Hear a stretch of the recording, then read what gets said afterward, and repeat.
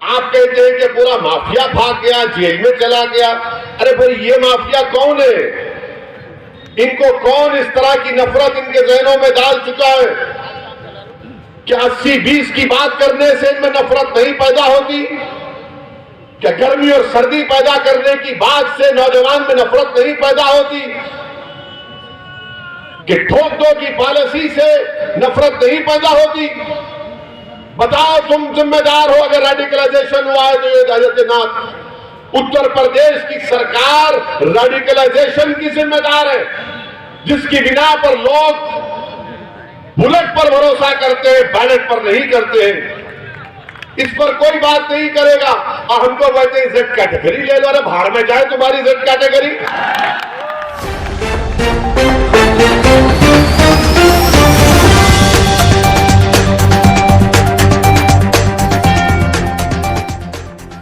मगर अगर तुम शाल पहन के आ गए, एक बात समझ लीजिए आप, भारत के संविधान के तहत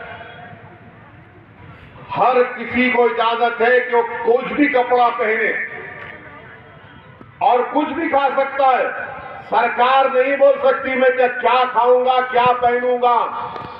सुप्रीम कोर्ट का जजमेंट है पुट्टुस्वामी का। प्रधानमंत्री नहीं कह सकते कि ये कपड़ा पहनो या दाढ़ी कम करो या दाढ़ी बढ़ाओ या बाल कम करो या बाल मत कटाओ। ये मेरा फैसला है। और हिजाब, निकाब ये मुस्लिम महिलाओं के लिए कुरान की आयत है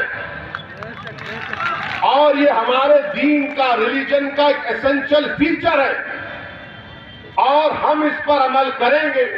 अभी हमारे सामने एक बहन मीडिया की आई थी, उन्होंने आकर पूछा कि भाई ये क्यों बुर्का निकाब आप लोग पूछते। बोला मैडम मैं आपसे क्या कह रहा हूं, आप नहीं पहने तब भी मैं आपसे बात कर रहा हूं ना। मैंने तो ये नहीं कहा कि तुम हिजाब पहनकर मेरा इंटरव्यू लो। हाँ भाई, आप नहीं पहनना है मत पहनिए, मगर जो पहन रहे आपको पेट में क्यों दर्द हो रहा? कितनी मिसालें दूं मैं तुम्हारे सामने। 2019 जून या जुलाई का महीना था, पार्लियामेंट में अमित शाह ने एक कानून को लाया यूएपीए को अमेंड करने का। उस कानून की तारीफ समाजवादी और कांग्रेस ने की और आकर अल्पसंख्यक समाज से, दलित समाज से, पिछड़ा समाज से, आदिवासी समाज से झूठे बातें करती है। दिल्ली में एक ऑफिसर इंस्पेक्टर रैंक ऑफिसर बैठकर किसी भी बरेली के बितरी के नौजवान को टेररिस्ट घोषित कर सकता है बगैर कोर्ट के फैसले के। इस कानून की तारीफ समाजवादी पार्टी ने की।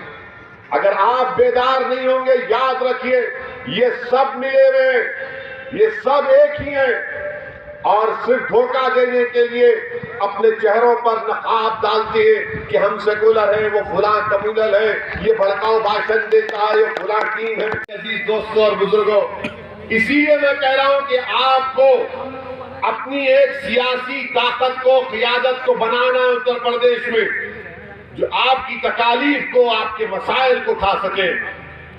बीजेपी को जरूर हराइए, मगर याद रखो तुमने समाजवादी बसपा को खैरात के तौर पर वोट तो दिया, उनके घर महलात में तब्दील हो गए, उनका परिवार आसमान की ऊंचाइयों पर चला गया।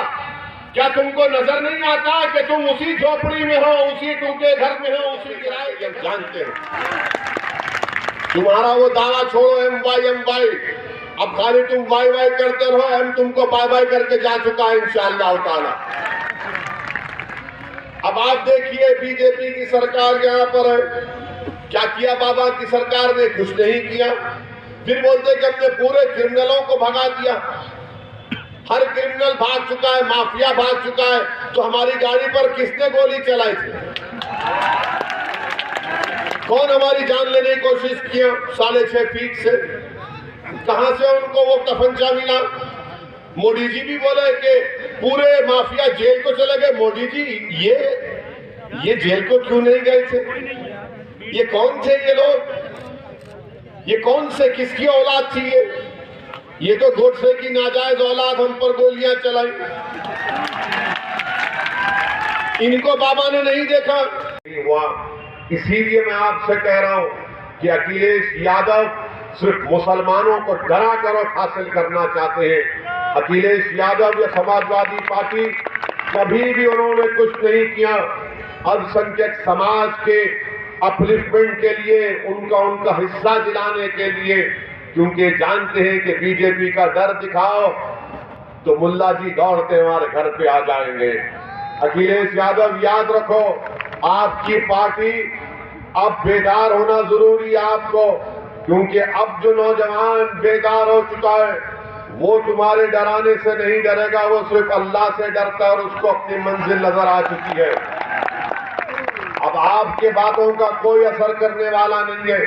और ये समाजवादी पार्टी कौन सी हम पर उंगलियां उठाती है कि फिरका परस्ती की बात करती है, कि ये बात सच नहीं है कि बदायूं के आपके भाई, उनकी बहन जिला परिषद की चेयरमैन बन जाती है बीजेपी में जाकर। आपके घर में खुद बीजेपी के लोग मौजूद हैं। क्या आपने खड़े होकर पार्लियामेंट में नरेंद्र मोदी को आशीर्वाद नहीं दिया था? आज बोलते हैं कि फिरका परस्ती का जहर घोला जा रहा है। यही अखिलेश मुख्यमंत्री थे तो योगी के खिलाफ मुकदमे थे, क्रिमिनल केसेस। अखिलेश यादव ने मुकदमा नहीं चलाने की फाइल पर साइन नहीं किया। क्यों नहीं किया आपने?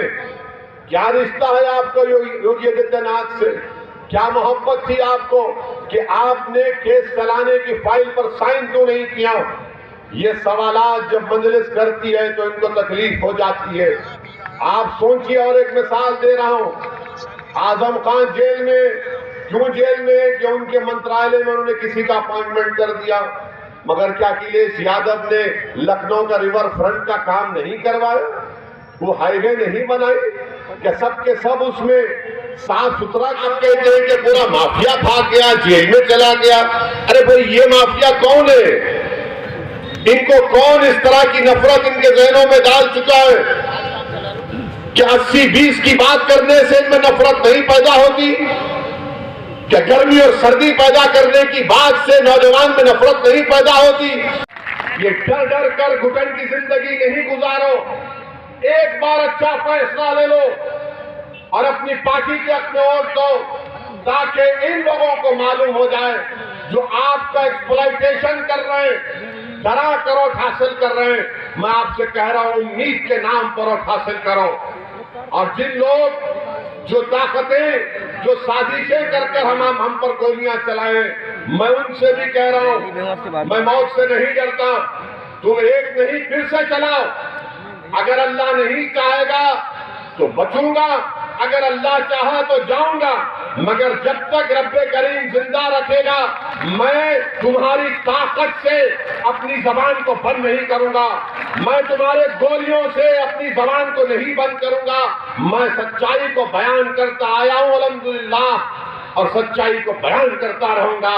और बिदरी की जनता से, उत्तर प्रदेश की जनता से और उत्तर प्रदेश के अल्पसंख्यक समाज से, अति पिछड़ा समाज से, गरीबों से, मजलूमों से कह रहा हूं, सच्चाई यह है कि आपके वोट की अहमियत नहीं है। आपके वोट की अहमियत उस वक्त पैदा होगी जब आप मजलिस को और भागीदारी परिवर्तन मोर्चा के अपने हक में वोट का इस्तेमाल करें। हम किसी पार्टी के गुलाम नहीं है, ना हम किसी पार्टी के उनके पास जाकर भीख मांगने वाले। आपने अब तक वोट दिया, अब वोट लो अपने हाथ से, और यहां से मजलिस के जो उम्मीदवार बनाकर इंशाअल्लाह आप उत्तर प्रदेश की विधानसभा में भिजाइए। मैं माजरत चाहता हूं, मैं और देर ठहर कर बोलना चाह रहा था, मगर यहां से हमको अब संभल जाना है। तो अगर कोई शैतान रास्ते में है तो बाबू आ जाओ, हम संभल जा रहे हैं।